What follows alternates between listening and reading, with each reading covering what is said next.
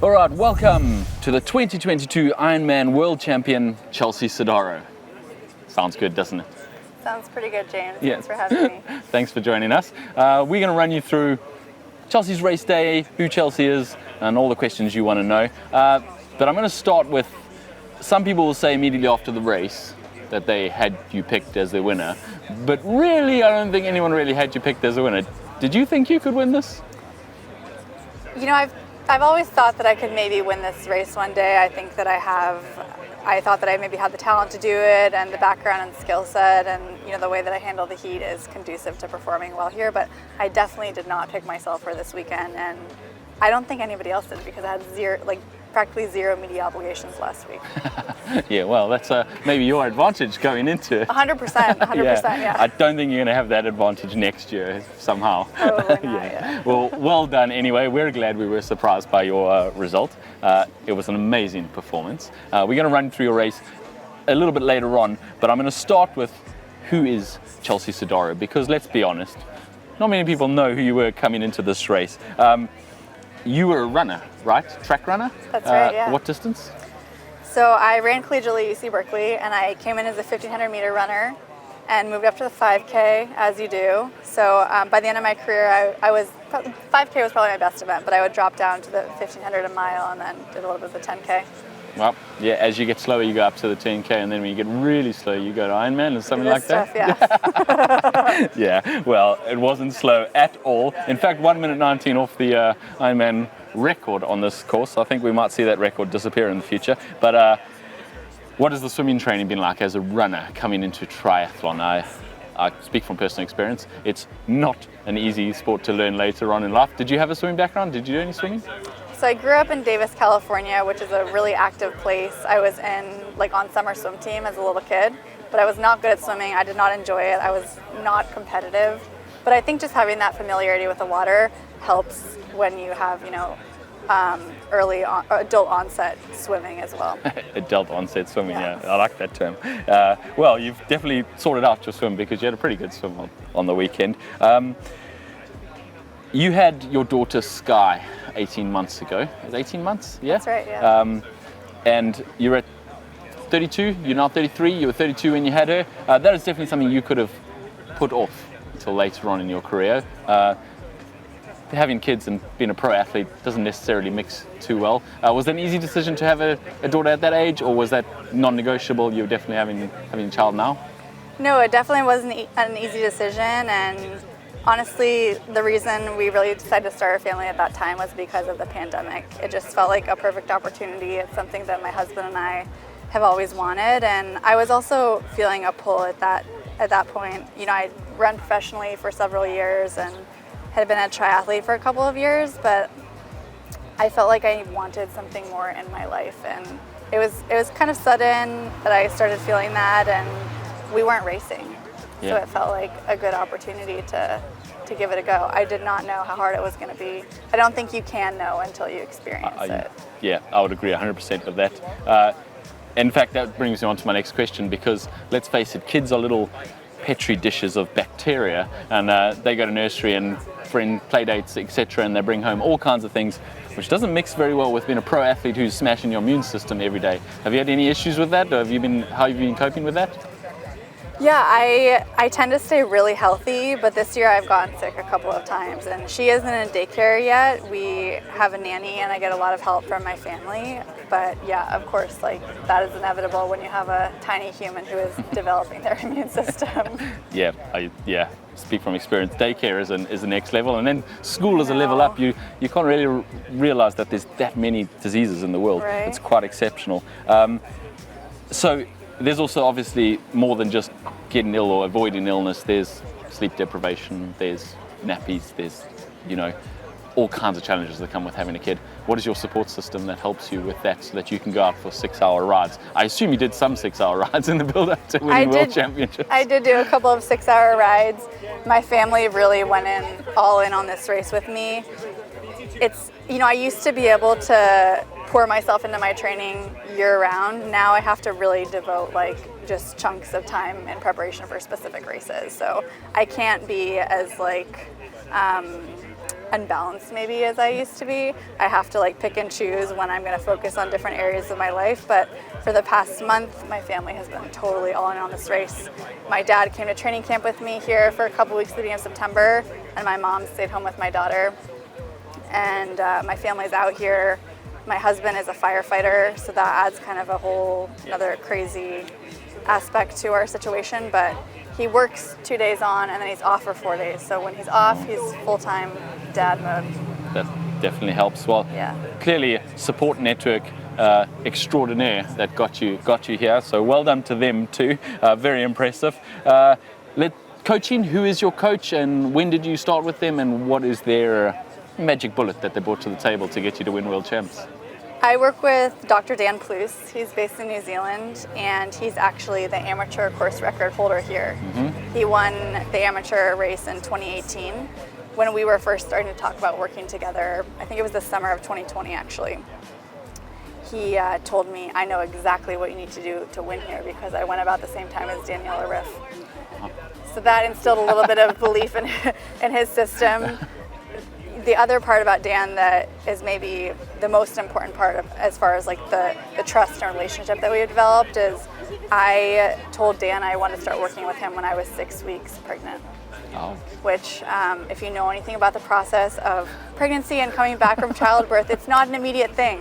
So it really took like a long-term investment from him and belief in me, and yeah, he has been such an amazing support along this journey. He's done an incredible job. I assume that's all via correspondence. He's in New Zealand, you're in America, so I assume you're doing it all online?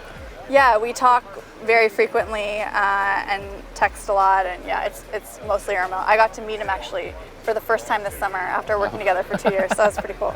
Well, I'm glad you've actually met your coach Yeah, now. I know, right? That definitely helps. I'm sure you've kept him up many nights in New Zealand in early mornings, but it's definitely been worth it. Congratulations to Dan Plews, and obviously he's been very successful here, both personally and now as professionally as a coach. Let's get back to the race.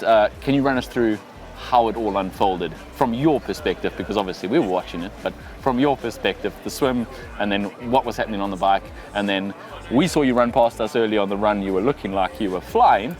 What was it feeling like? Sure, so I had a disaster swim at the PTO race in Edmonton this year. I totally panicked in the water, so that traumatized me a little bit, I would say. I was just so focused on getting out really hard and getting on some good feet so I could settle and get towed along the swim course. And I managed to do that. I got in an awesome group with, I'm gonna forget somebody, but I think Haley Truer was leading our group. And that was blowing my mind that I was swimming with her. I think it was the most fun, relaxing swim I've ever had. I was just like sitting on the feet. I was sitting on Sarah True's feet, who's an incredible swimmer. Yeah. I noticed a rainbow. Yeah, while I you was saw that? I Yeah, saw well, the we always saw the rainbow. I didn't think you were seeing it. Rainbow. Wow. And I just told myself, like, just pretend like you're swimming, like you're out for a fun open water swim with your girlfriends. Wow, you're starting your race, couldn't go better than that. Right? I know. And then I felt like crap when I got on my bike. Oh. The town loop is miserable. It's not fun, It's no. not fun. No. My heart rate was really high. My legs did not feel good. I was drilling it to catch the group. I don't think I had a very good transition, maybe because I missed some of the people that I was cycling with.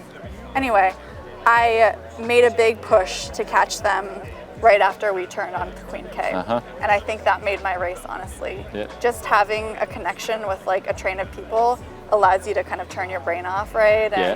And feel like you're part of the race, not just like staring your bars down by yourself. And you didn't have any males around you at this race to mess it up and drag people away and get in your way and get drafting penalties off, etc. Whatever else they do to pro women's races. For the first time ever, you've had your own pro race. Do you think it made a difference? Absolutely. I think that it really allowed the race to unfold in a more organic way. And of course, I'm delighted about like the media coverage that the women's race got, and that hopefully viewers got to see the full race play out, not just like panning back and forth from the men's leader to the women's leader. Yeah, exceptional. Okay, so then out at Harvey, you've got a little group around you. Yeah. Turning round, was it headwind the whole way back? So that's normally what it feels like at this race. I don't know. I think I kind of had a charmed day out there because right before the turnaround at Harvey, I noticed a little gap opening between. I was behind Skye. There was a gap opening between Lisa Norden, Skye, and Lisa Norden and Jocelyn McCauley were kind of making a hard push. So I like bolted it to pass Skye because I didn't want to like lose the group, you know. And when we turned around, did you know they had penalties? I didn't know. So that was why Lisa and Jocelyn McCauley had penalties. So they were doing a hard push to get to the penalty tent, get their heart rate back down, then get back on their bike. Right. And you didn't know that. I didn't know that. Oh. Yeah. So Skye, when we made the turnaround, Skye said to me, they both have penalties. And that kind of changed the dynamic of the race because when you're in a train like that, you have to be so on it mentally to make sure you're like at the appropriate distance, that you're not like losing people off, that people aren't drilling it off the front. So it totally changed the dynamic. I felt I have been practicing. I did some sessions up at Javi earlier this month, and I've been practicing drilling the downhill. And Skye wasn't doing that, and I thought maybe I'll just take a pull and see what happens. And we had a little group when we turned back onto the Queen K. I think it was me, Jocelyn, and Skye, maybe, and Daniela Riff passed us at that point. Yeah. And I just knew that she needed to do her thing, and I needed to focus on my numbers. I looked at my average speed, and I was riding pretty fast, and thought, like, just dial it in, like, stick to your plan. Mature response to Daniela Riff coming past you in your second ever Ironman. Yeah, I mean, it's just not my game. Like, that was not my game to play yesterday, I don't think. Maybe one day. Maybe TBD. one day, yeah. I think she'll be watching you next year. Okay, so then you came off the bike. You were not in the lead, but you were about 3 minutes off the lead. Was it immediately right? I can run anyone down now. I'm only 3 minutes off the lead of the World Champs. Or were you, don't let me think about that? No, I did not want to think about that. I had a plan. My coach like prescribed my plan for each 10K of the race. And so I was just trying to dial into my pace and relax and stay cool. I did not allow myself to think about getting into the lead. I just, started picking people off one at a time. When you say dial into your pace, what pace were you and Dr. Dan Plews predicting you to run? Because you were 1 minute 19 off the record on this course. Dan told me that he thought I could run somewhere between 350 and 355. He told me that if I could do that, that I would be on the podium, and that would be a spectacular day, right? I would be delighted with that. I was planning to go out actually like a little quicker, the first 10K. I think that he understands this course and knows what the energy is like out on Ali'i. I went out much faster than that fast pace, and I kept on trying to get myself to slow down, but it's just so fun to run out there with the crowds. There's so much encouragement. I saw so many people that I knew. Yeah. And I kept on trying to like chill. But actually on Palani, when we were climbing up Palani, I was about to catch Lucy, and I saw Craig Alexander, and he told me, "Girl, you just need to chill." And that kind of reset me a little bit. So I took my time passing her and getting up Palani. Yeah. Yeah. And then you got out onto the Queen K. It's a little bit less fun than our lead drive out there on the Queen K, but you were moving really well. By the time you got to Energy Lab 5 minute lead, you must have been starting to think about winning the World Champs by now. That sounds about right, but I really didn't allow myself to start thinking about winning the race. There's so much that can go wrong in these long distances, and if something is a little bit off or you don't take care of yourself in the right way, like anything can happen, and it doesn't matter how big your lead is really if you're still if you're walking 10K from the finish line, it doesn't matter how big your lead was. So you're keeping a calm head. I know it hurt like crazy those last 10Ks, 10 miles even. This is only your second ever Ironman though. Do you think maybe a little bit of naivety on how much that was going to hurt had you running faster on our lead drive? If you knew how much those last 10 miles were going to hurt, you might have run a bit slower earlier on? I don't think so. I did a session out here back in September. I did a long, hard tempo run on the Queen K, and I kind of blew my own mind with what I was able to do on that training day, and I just kept on telling myself, like, this isn't any harder than what you've done in training. So I think I was really well prepared for the day. Yeah, clearly. you were really well prepared for the day. Okay, post-race, you're Ironman World Champion. I'm not going to ask you if it's sunk in yet because it's been less than 24 hours since you crossed that line, so I'm pretty sure I know the answer to that. But how wild has it been the last 24 hours? How many new followers have you got on Instagram, for example? I think I got Instagram in 2012, and I couldn't crack 10K. You know, it's like no matter what I do, I couldn't. Anyway, I've cracked 10K. I don't know how many followers I had, but I feel so much support from our community. The sport has given me so much, and I feel like a real connection with a lot of the amateur women out there. They're juggling so much in their lives, and I think that there's a lot of mutual respect with what we're all trying to do out here. Have you had a moment to think about it, like without people like us sticking cameras in your face and asking you questions? I have, yeah. I've had a few moments where I just have looked my husband in the eye and said, "Can you believe this? It's crazy." Yeah. Well, congratulations. Enjoy all the celebrations and all the accolades that come with it. It was an absolutely incredible race to watch, and we look forward to seeing you back here next year and in all the races now that you're a household name. Thanks you for joining us, James. Chelsea. Thank you so much.